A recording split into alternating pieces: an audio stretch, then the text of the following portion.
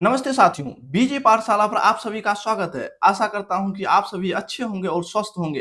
दैनिक समसामयिक की सभी प्रतियोगी परीक्षाओं को नेस्तनाबूद करने के लिए मैं बजरंग गुप्ता आज 23 जुलाई 2025 का डेली करंट अफेयर्स का क्लास लेकर के आप सबों के बीच प्रेजेंट हूँ साथियों। तो ये क्लास आप लोगों के एग्जाम के पॉइंट ऑफ व्यू से बहुत ही इंपॉर्टेंट रहने वाला है साथियों। तो वीडियो को आप लोग लास्ट तक जरूर देखें और हो सके साथियों तो अपने फ्रेंड्स से भी शेयर कर दे ताकि वो भी इनसे लाभ उठा सके। तो ज्यादा समय नहीं लेते हुए साथियों चलते हैं आज के मोटिवेशनल लाइन पे और फिर चलेंगे आज के कंटेंट पे। बदल जाओ वक्त के साथ या फिर वक्त बदलना सीखो। बदल जाओ वक्त के साथ या फिर वक्त बदलना सीखो, मजबूरियों को मत कोसो, हर हाल में चलना सीखो। इस बात का सीधा सा अर्थ है साथियों की जिंदगी में आगे बढ़ने के लिए आपको या तो बदलते समय के साथ खुद को बदलना होगा या फिर इतनी काबिलियत लानी होगी अपने आप में कि समय को ही अपने हिसाब से मोड़ सके। अपनी परेशानियों या मजबूरियों का बहाना बनाने की वजह आप हर हाल में हिम्मत करके आपको आगे बढ़ते रहना चाहिए। यह हमें सिखाता है कि मुश्किलें आने पर रुकना नहीं बल्कि चलते रहना चाहिए। उनका सामना करके कोई ना कोई रास्ता निकाल करके आगे बढ़ते रहना चाहिए। साथियों एक बात तो और सत्य है कि जिंदगी में मुश्किलें तो आएगी ही, लेकिन अपने लक्ष्य को पाने के लिए उस बाधाओं से लड़ना भी है और जीतना भी है और अपने लक्ष्य को प्राप्त करना है। पहला क्वेश्चन है साथियों, गीता गोपीनाथ ने अगस्त 2025 में किस अंतरराष्ट्रीय संस्था से उप प्रमुख पद से इस्तीफा देने की घोषणा की है? तो इसका सही आंसर हो जाएगा ऑप्शन सी, अंतरराष्ट्रीय मुद्रा कोष IMF से हाल ही में गीता गोपीनाथ ने अगस्त 2025 में इस्तीफा देने की घोषणा की है। इससे रिलेटेड नोट्स की बात करें तो गीता गोपीनाथ ने, जो कि भारतीय मूल के अमेरिकी अर्थशास्त्री है, अगस्त 2025 में IMF इंटरनेशनल मॉनेटरी फंड के फर्स्ट डिप्टी मैनेजिंग डायरेक्टर के पद से इस्तीफा देने की घोषणा की है। वे 2019 में IMF के चीफ इकोनॉमिस्ट बनी थी और 2022 में इसी संगठन में फर्स्ट डिप्टी मैनेजिंग डायरेक्टर के पद पर आधिकारिक रूप से पदोन्नति पाई थी। अगला क्वेश्चन है क्वेश्चन नंबर 2, वित्त वर्ष 2024-25 में भारत की चाय निर्यात मात्रा में कितने प्रतिशत की वृद्धि दर्ज की गई है? तो वित्त वर्ष 2024-25 में भारत के चाय निर्यात की मात्रा में 2.85% की वृद्धि दर्ज की गई है। इससे रिलेटेड नोट की बात करें साथियों, भारत की चाय निर्यात मात्रा फिनेंशियल ईयर 2024-25 में 250.73 मिलियन किलोग्राम से बढ़कर 257.88 मिलियन किलोग्राम हो गया है, जो कि 2.85% की वृद्धि दर्ज की है। उत्तर भारत से निर्यात की बात करें तो उत्तर भारत में 8.15% की वृद्धि हुई है, जबकि दक्षिण भारत से निर्यात 4.92% की कमी दर्ज की गई है। अगला क्वेश्चन है साथियों question number 3, fit India Sunday on cycle अभियान का मुख्य उद्देश्य क्या है? तो इसका उद्देश्य है कि फिटनेस को बढ़ावा देना और नशा मुक्त भारत के लिए युवाओं को जागरूक करना। ऑप्शन सी सही आंसर हो जाएगा। Fit India Sunday on cycle अभियान फर्स्ट इंडिया मूवमेंट 2019 का एक हिस्सा है, जिसे प्रधानमंत्री नरेंद्र मोदी द्वारा शुरू किए गए थे। 32वां संस्करण हाल ही में BHU बनारस में आयोजित किया गया, जिसमें केंद्रीय मंत्री मनसुख मंडाविया और 300 से अधिक प्रतिभागी ने इसमें शामिल हुए। इसका उद्देश्य है वही फिजिकल फिटनेस को प्रोत्साहित करना, नशा मुक्त युवा अभियान के तहत नशे के खिलाफ जागरूकता फैलाना। नशा जो अभी जो बहुत बड़ा मुद्दा युवाओं के बीच नशा हो गया है, उसी के लिए जागरूकता फैलाना इसका मुख्य उद्देश्य है। युवाओं को सशक्त बनाना और सकारात्मकता गतिविधियों से जोड़ना, इन सभी उद्देश्य के साथ ये फिट इंडिया मूवमेंट चलाया गया है। अगला क्वेश्चन है क्वेश्चन नंबर 4, जापान ओपन 2025 में पुरुष एकल खिताब किसने जीता? तो इसका सही आंसर हो जाएगा शियुकी। शियुकी ने जापान ओपन 2025 में पुरुष एकल का खिताब अपने नाम किया। शियुकी की बात करें साथियों तो यह चीन की खिलाड़ी है जिसने फ्रांस के एलेक्स लानियर को हरा करके यह खिताब अपने नाम किया। जापान ओपन 2025 का खिताब जापान टोक्यो में आयोजित किए गए थे। महिला एकल की बात करें कि महिला एकल में किसने जीता, तो आन से येंग जो दक्षिण कोरिया की खिलाड़ी है उसने चीन के वांग झी को हरा करके महिला एकल का खिताब अपने नाम किया। अगला क्वेश्चन है क्वेश्चन नंबर 5। पृथ्वी पर पाए गए सबसे बड़े मार्स मंगल ग्रह से आए उल्कापिंड NWA 16788 की हाल ही में कितनी कीमत पर नीलामी हुई है? तो इसका सही आंसर हो जाएगा $5.3 मिलियन में इसकी नीलामी हुई है। वजन की बात करें तो इसका जो वजन था साथियों 54 पाउंड था, लगभग 24.5 किलोग्राम। और मूल स्थान ये कहाँ से इसकी खोज की गई थी? तो सहारा रेगिस्तान अगाडेज क्षेत्र में नाइजर में इसकी खोज नवंबर 2023 में की गई थी। नेक्स्ट क्वेश्चन है क्वेश्चन नंबर 6। प्रधानमंत्री नरेंद्र मोदी की जुलाई 2025 की यूनाइटेड किंगडम और मालदीव की यात्रा का मुख्य उद्देश्य क्या है? तो इसका मुख्य उद्देश्य है द्विपक्षीय और बहुपक्षीय साझेदारियों को मजबूत करना। इसी उद्देश्य के साथ प्रधानमंत्री नरेंद्र मोदी ने ब्रिटेन और मालदीव की यात्रा शुरू किए हैं।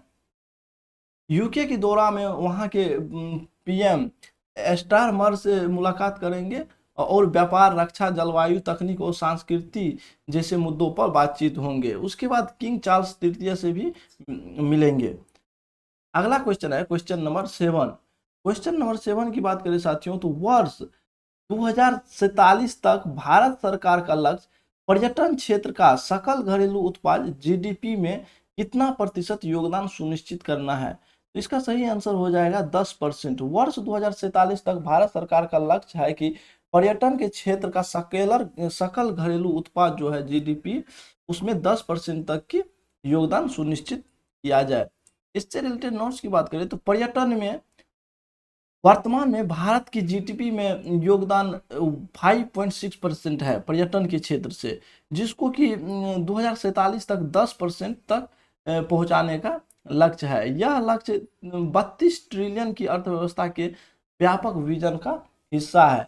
योजना में स्वदेश दर्शन, प्रसाद योजना, 50 डेस्टिनेशन चैलेंज और मेडिकल टूरिज्म को बढ़ावा देना शामिल है।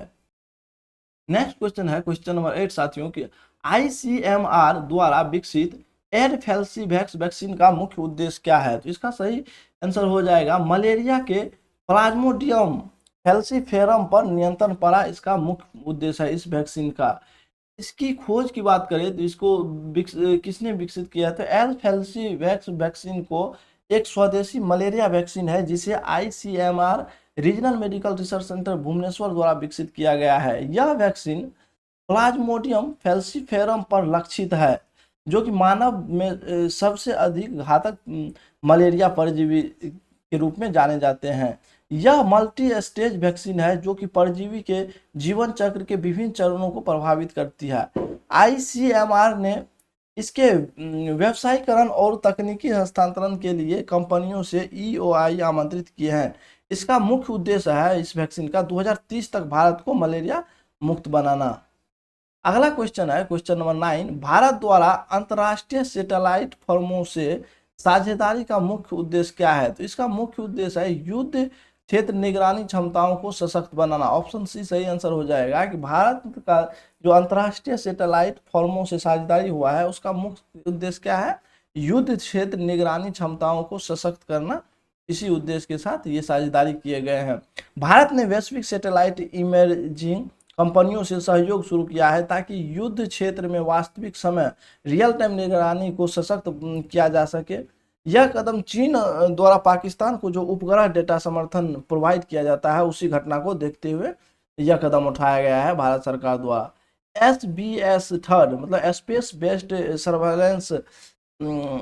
सर्वाइलेंस थर्ड कार्यक्रम के अंतर्गत भारत 2029 तक 52 निगरानी उपग्रह लॉन्च करेंगे। इनमें से 21 उपग्रह जो हो गए इसरो बनाएगा और 31 जो होगा वह भारतीय निजी कंपनियों द्वारा विकसित किए जाएंगे।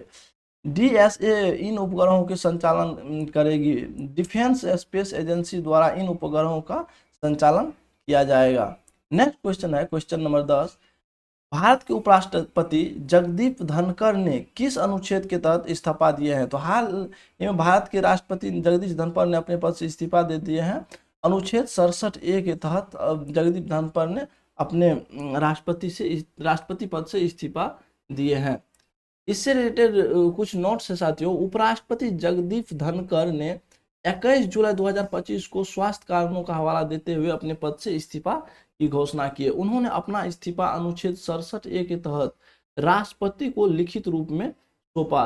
राज्यसभा के अध्यक्ष के रूप में उनका पद रिक्त हो गया है, जिससे कि 60 दिनों के भीतर नया चुनाव कराना संवैधानिक रूप से आवश्यक हो गया है। जब उपराष्ट्रपति का पद खाली होता है साथियों, तो राज्यसभा के उपसभापति आर्टिकल 91 मतलब अनुच्छेद 91 के तहत कार्यवाहक अध्यक्ष की भूमिका निभाते हैं। वर्तमान में हरिवंश नारायण सिंह, जो कि जदयू की संसद है, उपसभापति हैं और राज्यसभा की कार्यवाही की अध्यक्षता कर रहे हैं। इनकी योग्यता की बात करें तो राष्ट्रपति बनने के लिए क्या योग्यता है, तो वो भारत के नागरिक होना चाहिए, उनकी उम्र 35 साल होना चाहिए और राज्यसभा का सदस्य बनने योग्य होना चाहिए। उनकी योग्यता, केंद्र या राज्य सरकार के अधीन कोई भी लक्ष्य का पद ना हो, राष्ट्रपति, राज्यपाल या मंत्री को छोड़ करके।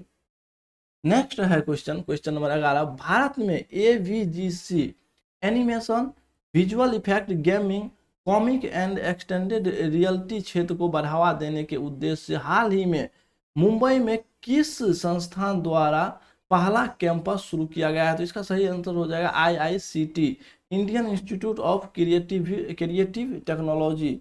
इनके इस संस्थान का पहला कैंपस शुरू किया गया है। इससे रिलेटेड नोट्स की बात करें तो IICT, Indian institute of creative technology का पहला कैंपस मुंबई के NFDC कॉम्प्लेक्स में शुरू किया गया है। उद्घाटन की बात करें तो इसके उद्घाटन अश्वनी वैष्णव, जो केंद्रीय मंत्री और महाराष्ट्र के मुख्यमंत्री देवेंद्र फडणवीस जी द्वारा किए गए। उद्देश्य की बात करें तो इनका उद्देश्य है कि AVGC के क्षेत्र में उद्योग उन्मुख प्रशिक्षण प्रदान करना। नेक्स्ट क्वेश्चन है क्वेश्चन नंबर 12 कि अटल इनोवेशन मिशन AIM के निदेशक के रूप में हाल ही में किसे नियुक्त किया गया है, तो इसका सही आंसर हो जाएगा दीपक बांग्ला। दीपक बांग्ला को हाल ही में AIM अटल इनोवेशन मिशन के निदेशक के रूप में नियुक्त किए गए हैं। इससे रिलेटेड बात करें कि अटल इनोवेशन मिशन नीति आयोग के तहत एक प्रमुख पहल है, जिसका उद्देश्य नवाचार और उद्यमिता को प्रोत्साहित करना। दीपक बांग्ला की बात करें तो पूर्व में यह इन्वेस्ट इंडिया के MD और CEO के रूप में काम कर चुके हैं। उन्होंने world association of investment promotion agency के अध्यक्ष के रूप में भी कार्य किए हैं। तो ये रहा साथियों आज का डेली करंट अफेयर्स का क्लास, जो कि आपके एग्जाम के पॉइंट ऑफ व्यू से आशा करता हूँ कि आपके लिए बहुत ही हेल्पफुल होगा। तो अगर वीडियो अच्छा लगा हो तो वीडियो को लाइक करें, चैनल को सब्सक्राइब करें और बेल आइकन को दबा लें, ताकि आने वाले हर एक वीडियो का अपडेट आप लोगों को आसानी से मिलता रहे। मिलते हैं नेक्स्ट वीडियो में, तब तक के लिए जय हिंद, थैंक यू, नमस्ते।